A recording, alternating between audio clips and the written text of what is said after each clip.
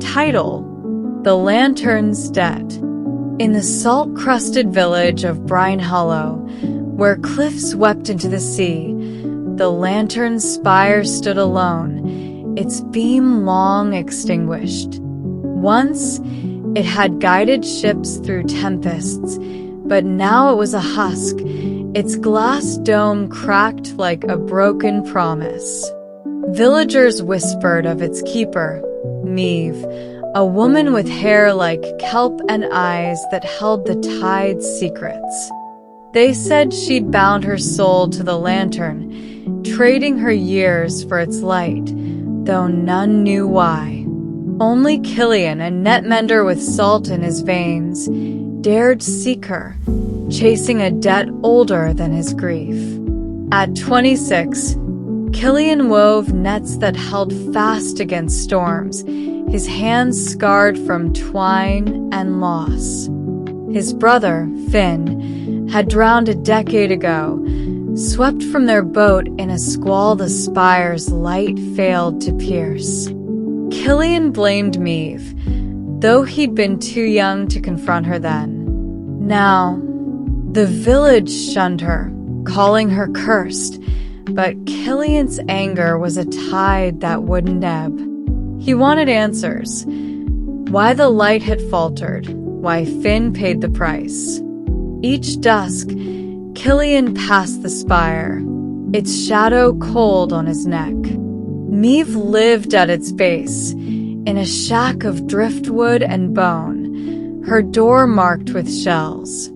She'd watch him from her porch, her gaze heavy, saying nothing. "You owe me," Killian muttered once, too low for her to hear, but her lips twitched as if she had. His nets grew tighter, their knots like clenched fists, each one a silent vow to face her. One night, when stars hid and waves roared, Killian's resolve hardened.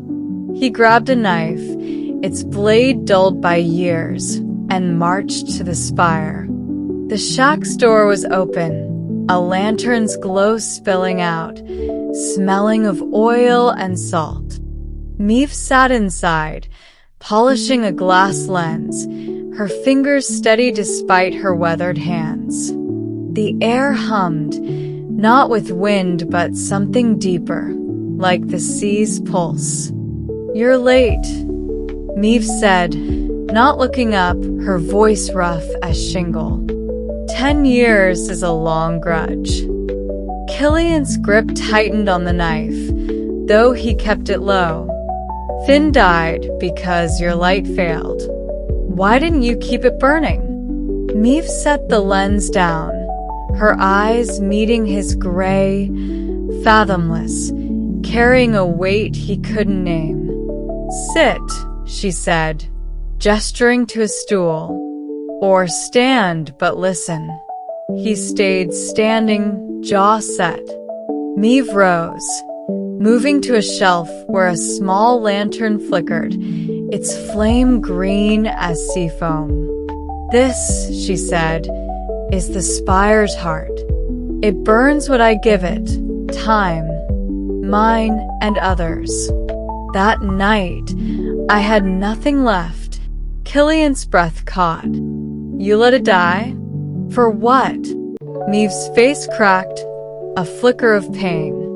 "Not for nothing. For Brine Hollow. For the fleet caught in the storm's teeth. I gave my years to save them. Finn's boat was too far, too late." The lantern's glow pulsed, and Killian saw flashes. Meve, younger, feeding her own blood to the flame, ship stalking safe, Finn's face swallowed by waves. His knees buckled, but he caught himself, anger warring with truth. "You chose," he spat. "You let him go." "I chose the many," Meve said, voice steady but heavy. "The lantern demands a debt. Always." He stepped closer, the knife trembling in his hand. "Then pay it now. Bring him back." Meave laughed, a sound like breaking ice. It doesn't work that way. It keeps what's given, not what's lost. Look. She lifted the lantern, its light sharpening. Killian saw Finn, not drowning, but laughing, mending nets beside him, a moment from years ago. Tears stung his eyes, the knife clattering to the floor. I can't, he choked. I can't carry this. You already do, Meave said, setting the lantern down. Go. Or stay and burn with it. Killian stumbled out, the sea's roar drowning his sobs. He didn't return, but his nets changed, looser, gentler, catching fish without struggle. Brine Hollow noticed, their whispers turning to nods.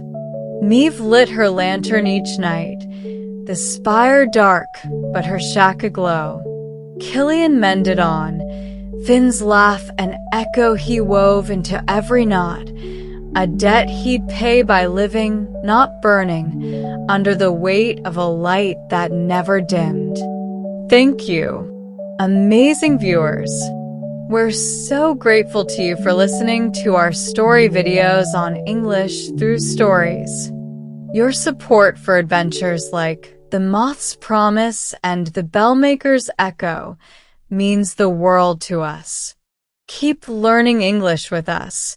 More exciting stories are coming.